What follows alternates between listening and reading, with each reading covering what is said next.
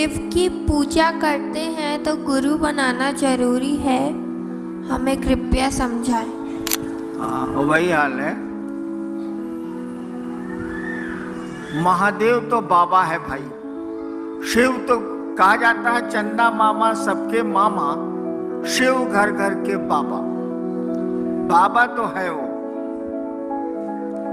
और बाबा की संपत्ति में पोते पर पोते लकड़ पोते जो जो कहिए सबका अधिकार होता है कि नहीं होता है?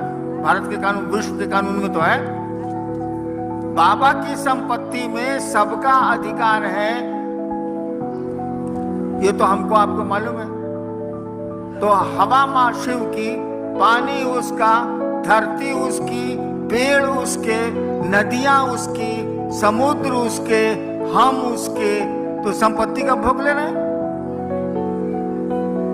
संपत्ति भोग रहे हैं। लेकिन बाबा की संपत्ति में पोती का अधिकार है, लेकिन बाबा के ज्ञान में पोती का अधिकार है, जरा बता दीजिए।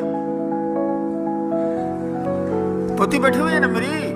बाबा की संपत्ति में भारत का कानून इसको अधिकार देता है। मैं स्टेट ही रहा हूं, गर्भ में अगर बच्चा है, मां के गर्भ में अगर बच्चा है तो उसको भी संपत्ति का अधिकार है, कानून है। इनको तो हमारी संपत्ति में अधिकार है, लेकिन जब तक ये ज्ञान लेना नहीं चाहे, क्या इनको ज्ञान हमसे मिलेगा? बाबा से गधा के गधा रह जाएंगे।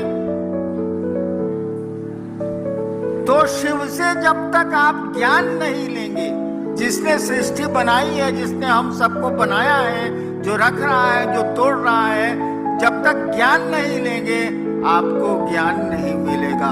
संपत्ति तो भोगे रहे, हवा उन्हीं की है, हम भी उन्हीं के हैं, पानी भी उन्हीं का है, सूरज भी उन्हीं का है, बादल भी उन्हीं के हैं, सब कुछ तो उन्हीं का है, उसी परमात्मा की सृष्टि है।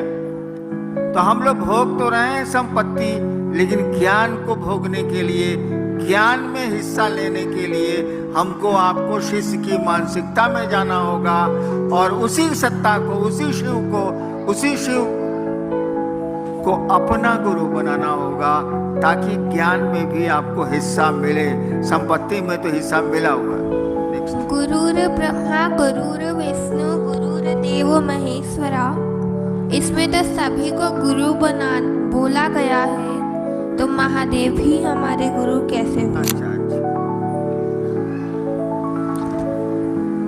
भाई साहब ने पूछा है कि गुरु ब्रह्मा गुरु विष्णु गुरुदेव महेश्वरा में सब देवता को गुरु बनाया गया है, तो शिव को गुरु मानने की जरूरत, सब देवता तो गुरु है ले। भोजपुरी में वो कहावत बा, भक्चुनर हुआ का हो। हाँ, जैसे मैं आया, इस हॉल में आया तो इतनी बत्तियां जल रही थी कि हम चुनहरा गए। हमने कहा बंद करो, अरे तेज रोशनी में नहीं सूझना भक्चोनर। अरे भैया वो संस्कृत है, उसका अर्थ ठीक से लगाओ ना, उल्टे कर दिया। गुरु ब्रह्मा यानी गुरु ब्रह्मा है, संस्कृत में इसको 0 आया होगा परीक्षा में।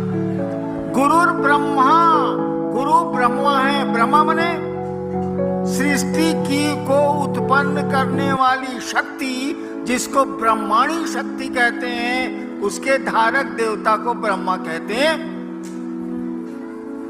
यानी गुरु के पास वो पावर है, वो शक्ति है, जिससे वो सृष्टि की उत्पत्ति ईश्वर जो करते हैं वो गुरु के पास भी है। गुरु विष्णु यानी गुरु विष्णु है, वैष्णवी शक्ति जिससे पालन पोषण संसार का होता है, उसके देवता विष्णु कहे जाते हैं। गुरु के पास यह भी पावर है जो विष्णु के पास है। गुरु देवो महेश्वरा, वो जो ईश्वर है, जो महेश है, चीफ कंट्रोलर है, महेश का मानी होता है नियंत्रक, वो भी गुरु को पावर है। यानी नहीं रहेगा तो आज जीव को कैसे उसे बनाएंगे। इसीलिए कहा जाता है गुरु ब्रह्मा है, गुरु विष्णु है, गुरु महेश्वर है, गुरु साक्षात परमात्मा है।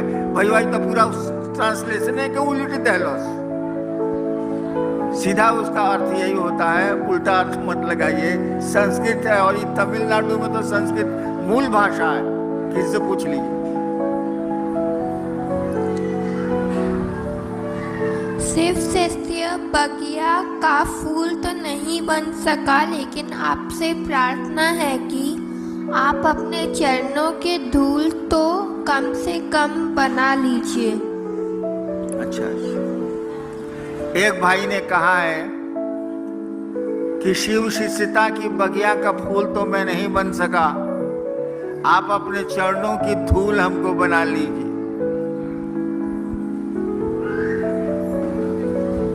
हम तो अपने सारा धूरी है, हम हमारे पांव की धूल लेके क्या करेंगे। हमारे तो गुरु शिव हैं, उनकी धूल ही लीजिए तो कुछ काम भी बन जाए, कुछ जगत भी ठीक हो जाए और कुछ पारलौकिक जगत भी ठीक हो जाए। मेरी धूल लेके क्या करेंगे। जैसे आप हैं वैसे हम हैं, आप भी शिव के शिष्य हैं, हम भी शिव के शिष्य हैं, दोनों में कोई फर्क तो है।